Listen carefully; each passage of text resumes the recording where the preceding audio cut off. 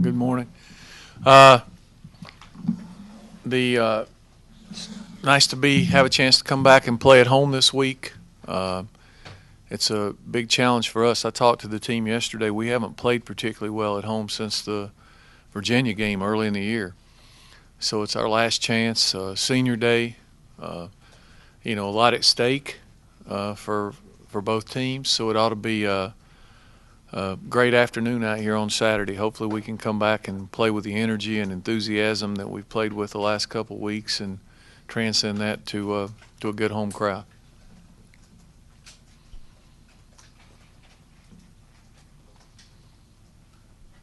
I imagine you expect Duke to throw the ball quite a bit Saturday. Well, I'm sure that they would like to run the ball, and I think that they've gotten better at rushing the ball this year than they have in the past. I think they're averaging about 30 yards a game more than they did a year ago. I'm sure they don't want to be one-dimensional. I think they would like to try to probably have some balance. Clearly, they're going to throw it probably more than they'll run it, but I think we'll see them run the ball, especially if they're having success doing it. Accomplishes a couple things. It also keeps you off the field.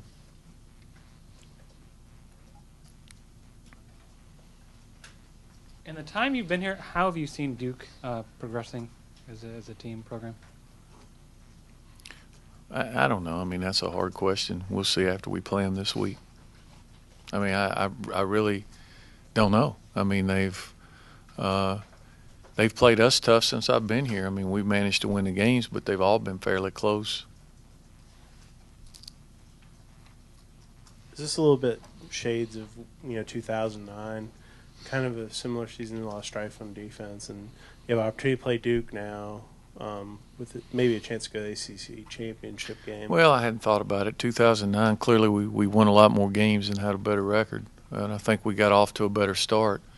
With the start we got off to this year, especially in the conference, we dug ourselves a huge hole, and with all the things that have happened and the balance in the league, especially in our division, we've been able to claw back. And for me personally, this is more like 2008 when we tied for the division. I think the first year than it is 2009. 2009 I felt like the better, clearly the better team.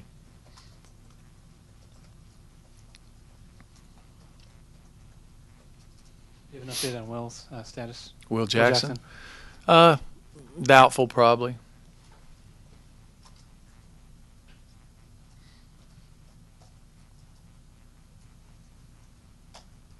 Any other kind of injuries or changes, or are you pretty happy with things right now? No, I mean, I don't see any changes. We've got some guys that are sick. We got 3 or 4 guys with the flu and thing that's going around, but hopefully it's early enough in the week that we'll get them back, and you hope that you don't lose anybody else when that stuff starts. You never know. And in terms of the starting quarterback situation, have you? We'll have one. With it being senior day and stuff, would you lean more towards giving Tevin a? We'll have one. I mean, we'll go out and practice this week and see how it goes. To follow up on that, you've been pretty consistent this year in the way you've said that you'll give Vad more as he can handle it and progress more. How did he grade out this week, and how has he handled the added playing time? He did okay. He didn't grade out great, but he made a lot of plays. I mean, he's got some ability in that sometimes when he misses a read, he can follow it and still turn it into a positive play. And he got a little tired. That's the most he's played. So we grade effort. He had a lot of efforts. But that's a learning experience. The more he plays, the better he's going to get. But overall, you had to be happy with the way he played. I mean, he had a ton of big plays and brought a lot of energy and did those things. And I think he's coming along, great. He's still a redshirt freshman. Are there some similarities between him and Josh in terms of, maybe making something out of nothing, or the energy and kind of? No, they're different players. I mean, Josh was a very good player for us, but Josh's thing was toughness, and Josh was really kind of quiet. He didn't have a lot to say. He was a fierce competitor, and Bad competes too. I mean, they're not different that way, but their personalities are different.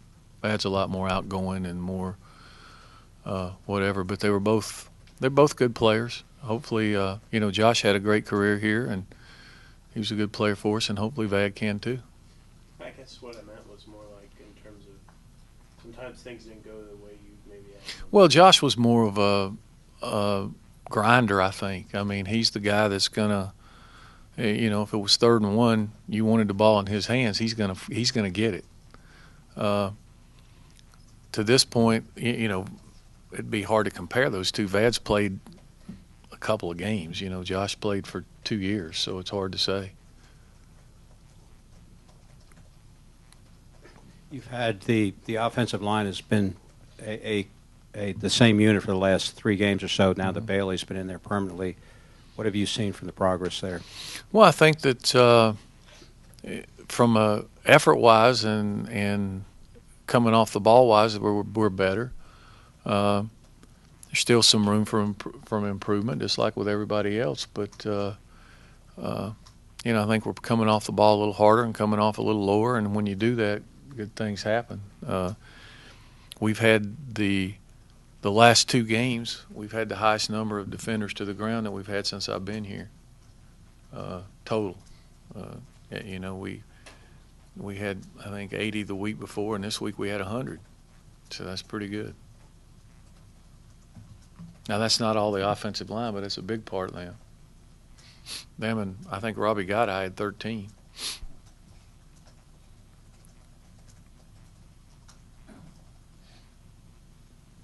I know that through the course of the season, focus and energy are things you've talked about, and you said you're trying to find a way to tap into that. Is there something that you feel like you've actually kind of a button you've pushed that has worked? Or? I don't know. Clearly, something's happened. The last 2, we'll see if it can continue. I mean, we've done better that way, and you never know what it is. It might not be anything I said or did. It might be something somebody else said or did, or whatever. You just don't know. If you knew, you would never have a problem. It'd be that way all the time.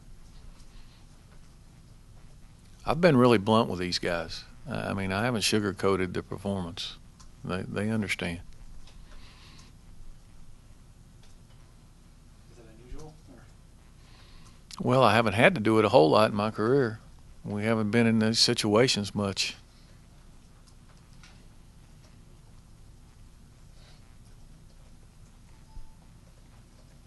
You haven't been the only coach that's been having an ongoing effort to get your defense straight this year. I think Florida State's the only team allowing fewer than 20 points, fewer than 300 yards, a lot of high-scoring games this past weekend. Do you have any analysis of why that is this year in the ACC, such high scoring? I think everything's different. I think that the way you play is a little bit different now. But, if you're going to throw the ball, both teams are going to throw the ball 50 times, there's going to be some points. If both teams are running no huddle, hurry up, there's going to be some points. I mean, you're playing a lot of snaps. What happens is the better defensive teams aren't out there. They get off the field on 3rd down. So what ends up happening is just like if you're playing a team that's fighting no huddle and they're trying to run a lot of snaps and they're trying to do that,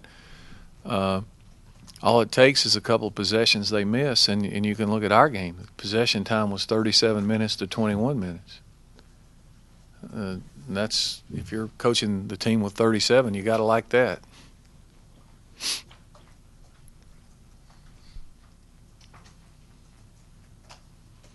But I think that's part of it, the way people are trying to get more plays. If you're one of these teams that says you want to run 100 plays, well, unless you're 3 and out them on defense, your defense is going to be out there for 80 plays too. So it goes both ways. You don't just get to run your 100 and they get to run 40.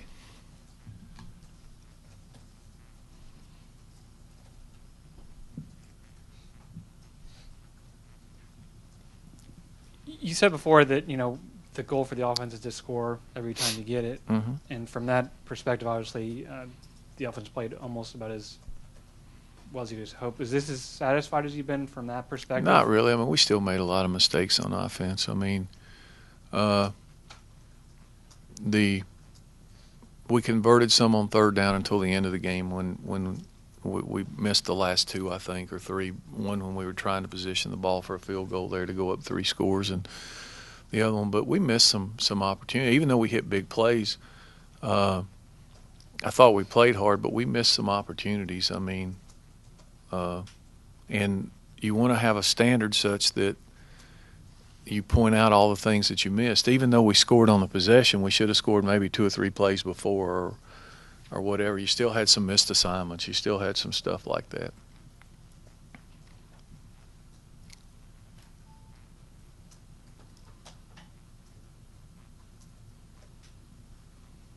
Orwin Smith, how would you, I guess, summarize or assess just his career? He's obviously, one of your first recruits at A-back, and he's put up some pretty big numbers. Well, I think he's had a great career.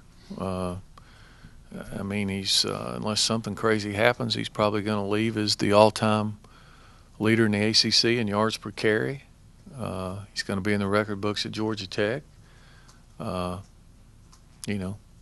Played on a championship team. I mean, he's had a great career.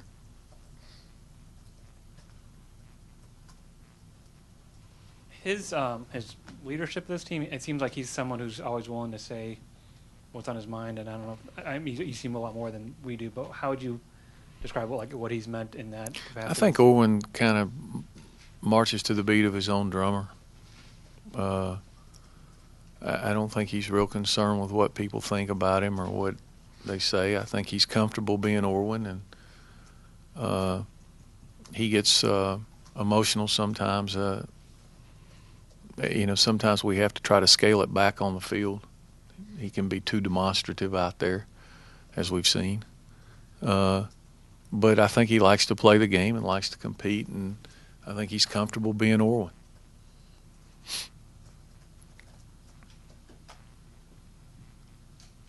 I guess with this being the last home game of the year, kind of what are your thoughts on this? You have a small group of seniors, but they were really the first guys you brought in here.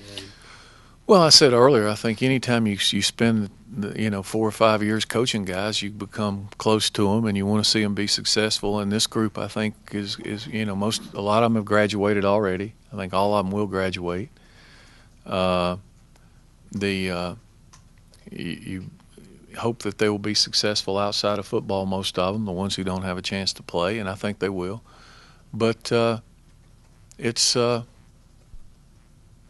kind of a bittersweet deal. I mean, it's with some of them, I'm sure they're ready to move on with their life and do other things, and at the same time, they're going to hopefully miss their teammates and playing and being a part of it. I think you do when you finish, but it's always a difficult deal. Anytime you lose a class, you just have to it's part of the business when you've been in it that long. You got another class coming, and those guys, I think, will know that we're here for them, and we'll try to help them do whatever they can, even if they're not here playing. I mean, they'll be part of it for as long as we're here. Coach, you've been in 2 places where there's probably a little more perspective on the finality of a football career. Right. Naval Academy, obviously, with the 5-year commitment, and here, where you've had some guys before even their eligibility is complete to opt for professional opportunities in the business world. Is that a different vibe, and you've got to kind of be cognizant of that as you move through a senior year with a player that this is, in some cases, Saturday, the last game they're going to play? I think it's more for them than you as a coach, because I'm sure that almost if you ask these guys, 99% of them when they came here all thought that they were going to play in the NFL as freshmen when they came to school. Most guys do. Some of them may still have a chance. Others realize now that they're not that this will be their last game. I think they tend to know that early, the guys who are realists. I think they can see that early on. And, if you're not starting and playing in college, you're probably not going to play in the NFL. So they start to look to the future and start to build for their career and whatever. And especially here, I think because the business deal, we'll have a guy or two on Saturday that will probably have a year of eligibility left, that it'll be their last game. They're not going to come back because they'll have their degree. They'll finish either this fall or in the spring. And it doesn't make sense for them to come back because they know from a football standpoint this is about it. And they're ready to go ahead and get into their, field of work that they've chosen for, hopefully the rest of their life. So you got all different kinds. Navy was different because those guys know that they know what they're doing. These guys still don't know exactly where they're going to be or what they're doing. There, they knew. I mean, they knew they were either going to be in the Navy or the Marine Corps, one or the other.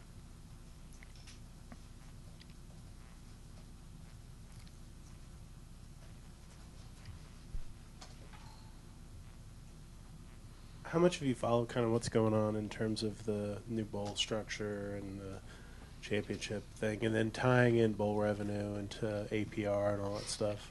Not really. I'm not worried about APR. Our APR is really good. I think we were either first or second in the league most every year since I've been here.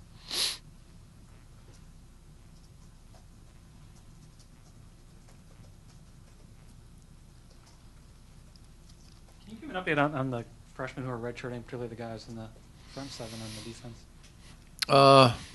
Let's see. Pat Gamble has had a really good year. He's been on the scout team. I think he's going to be really good. He's probably about 265, 270 now, 6'5". Francis Callan is played on the scout team all year. Plays with great effort. He's probably the rawest of the bunch. The spring's gonna be big for him. Rod Chungong's gonna be a good player. He's put on 25 pounds probably. Those are the three defensive linemen up front.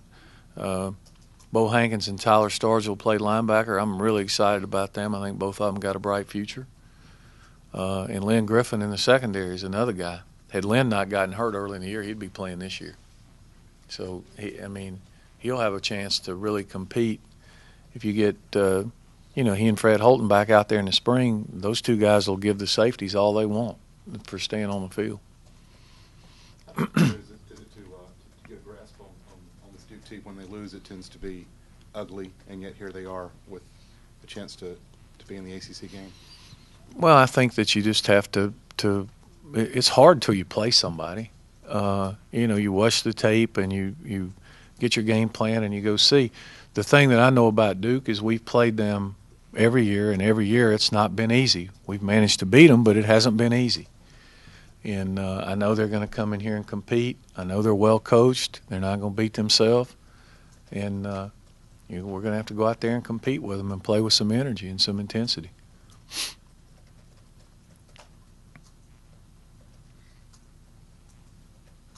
Hankins and Startle, do you see them? Are they outside or inside? They could play either. Right now they're playing on the scout team. Bo plays outside some, and Tyler's inside, but Bo's played inside too. They're inside linebackers on our board, but they're good enough. They could play either, I think. And then the linemen, are they all looking at them at the end, or are they? Oh, they can roll. On the scouts, they play inside and then outside. I think, with what we're doing now, you don't. It doesn't matter. Depends on what we do. And Rod's put on 25 pounds since he got here, or since the season started, or? Yeah, since he got here. All right, I guess I'll ask you the other flip side of that question. Justin and the wide receivers and Mark Saban, kind of where well, those guys at? We had three freshman wide receivers. Two of them had knee surgery. Autry was playing. Traven got hurt, just fluke, just running. There was nobody around him. So they're both rehabbing. Michael Summers, we decided to redshirt. We really wrestled with. He's having he's going to be a good player, I think. We're excited about him. Justin's playing on the scout team some, and he comes and plays with the varsity some. We try to keep him up there at least one day a week and let him run with the varsity so that come spring he's going to be ready to compete. And, Chase Roberts is over there on the scout team, Freddie Burden, Dennis Andrews. And there's a pretty good nucleus of guys we're redshirting that we feel good about. When do you make the decision on Marcus? About who? Marcus Allen and what you're going to do with him. Oh, well, when the season's over in the spring. Like whether you move to a linebacker or something. Yeah.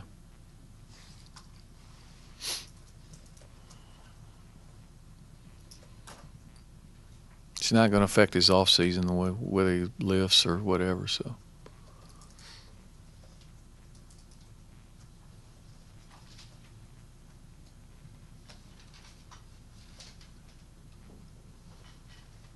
No questions for Andy? Matt? I'm over today. Anybody else? Oh, Ken, sorry.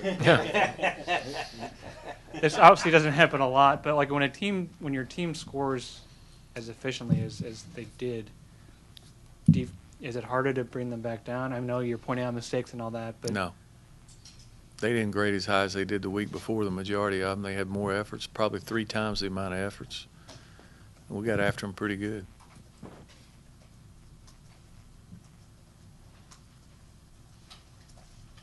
They know the standard that we got.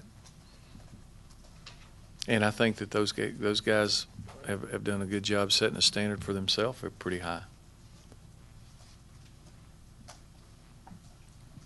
I guess kind of a weird question. What was Tevin's sort of reaction to what happened in terms of the way the moment? Did he understand why you kept that out there? Or? Oh, I didn't ask him, but he was very positive on the sidelines. I think he's the consummate team guy, and he was happy that we won the game. It was a big win. I mean, I think he was cheering Vad on and pulling for the team. Tevin's a class kid. I mean, he's I'm sure if you ask him, would he rather play every snap?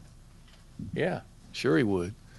But, he's been nothing but supportive and been a class guy the whole time he's been here.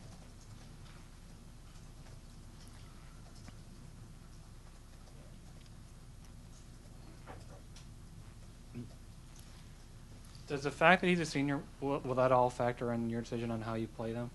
On how I play him? Right. Probably not. I mean, I shouldn't say probably not, because being a senior means you're more experienced and you've been around the block. So certainly it's a factor in having the experience and doing those kind of things. So, the way we're doing it has been working pretty well. Unless something crazy happens in practice, it's probably the way we'll do it. We'll see. Vad's got a long time to play football here. And if he plays as well as he played on Saturday and that kind of thing, then he's going to play the majority of the snaps. But, Tevin graded 20 points higher than Vad. Now, he didn't have the plays, and he didn't – but people tend to forget, if you want to go back and look at the tape, the very first play of the game, we turned 2 guys loose on the pass. He gets the ball off for a 35, 40-yard gain. It was a heck of a play. I mean, he also reads the option right and scores after we go down 7-0, takes it in to score. So, I mean, it's not like he wasn't playing well. We didn't take him out because he wasn't playing well. We just took him out because the plan was, we'll give those guys a couple series and see what happens. And then once the thing got going, Vad did nothing to have me take him out the game. As long as you're scoring on every possession, it's pretty hard to come out. So, and then we got to a point in the second half where we were so deep into it, to me then it's his game. And really, after he threw the interception, I wasn't going to – the worst thing you could have done would have been to take him out. I mean, he's got to go back out there and right the ship. And that's what he did. He got back out there and drove the team down, and that'll probably help his development more than anything you could ever say or do, and his confidence and his whatever. The worst thing he could have done was, once he made that mistake, jerk him out of there and put the other guy in. Paul, how was you scored 68 points? Obviously, the offensive line pretty well, but you just talked about a couple guys got turned loose. I mean, 68 points, and you probably could play a little better up front, can't you? Yeah, we could. We could have played better up front. We had some missed assignments up there. I think they played hard. Morgan Bailey's getting better every game he plays. He got some guys down on the ground. Jay's playing better the last couple weeks. Finch. Ray Bino's been solid. Those 5 guys, Morgan and Shaq, they've played.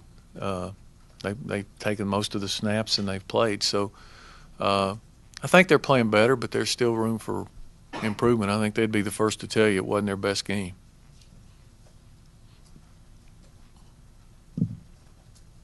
Along those same lines, Paul, obviously Robbie gets mentioned for what he did carrying the football, makes a great catch in the end zone, but his perimeter blocking was unbelievable. Well, it was great. That's what I said earlier today. We were talking. He had 13 defenders to the ground himself. So he was a one-man wrecking crew out there blocking. Sure was.